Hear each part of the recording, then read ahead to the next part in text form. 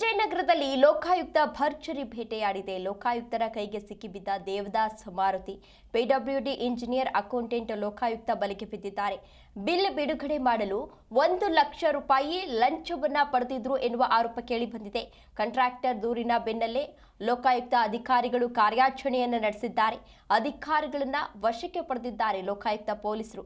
ಲಂಚ ಸ್ವೀಕರಿಸುವಾಗ ಲೋಕಾಯುಕ್ತ ಬಲೆಗೆ ಬಿದ್ದಿದ್ದಾರೆ. ಲೋಕೋಪಯೋಗಿ ಇಲಾಖೆ ಎಕ್ಸಿಕ್ಯೂಟಿವ್ ಇಂಜಿನಿಯರ್ ಮತ್ತು ಅಕೌಂಟೆಂಟ್ ವಿಜಯನಗರ ಜಿಲ್ಲೆಯ ಹೊಸಪೇಟೆ ಪಿಡಬ್ಲ್ಯೂಡಿ ಕಚೇರಿಯಲ್ಲಿ ಟ್ರಾಪ್ ಆಗಿದ್ದಾರೆ ಎಇ ಹಾಗೂ ಅಕೌಂಟೆಂಟ್.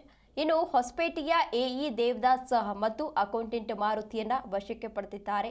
ಲೋಕಾಯುಕ್ತ ಅಧಿಕಾರಿಗಳು ಹೂವಿನ ಹಡಗಲಿಯ ದೂರುದಾರ ಮಹೇಶ್ ಹಲಗೇರಿ ದೂರಿನ ಮೇರೆಗೆ ಟ್ರ್ಯಾಪ್ ಮಾಡಲಾಗಿತ್ತು. ಲೋಕೋಪಯೋಗಿ ಕಾಮಗಾರಿಗೆ ಟೆಂಡರ್ ಪಡೆದು ಕಾಮಗಾರಿಯನ್ನು ಮುಗಿಸಿದ್ದ ದೂರುದಾರ ಮಹೇಶ್ ಹಲಗೇರಿ ಎನ್ನುವ ಮಾಹಿತಿ ಸಿಗ್ತಾ ಇರುವಂತದ್ದು.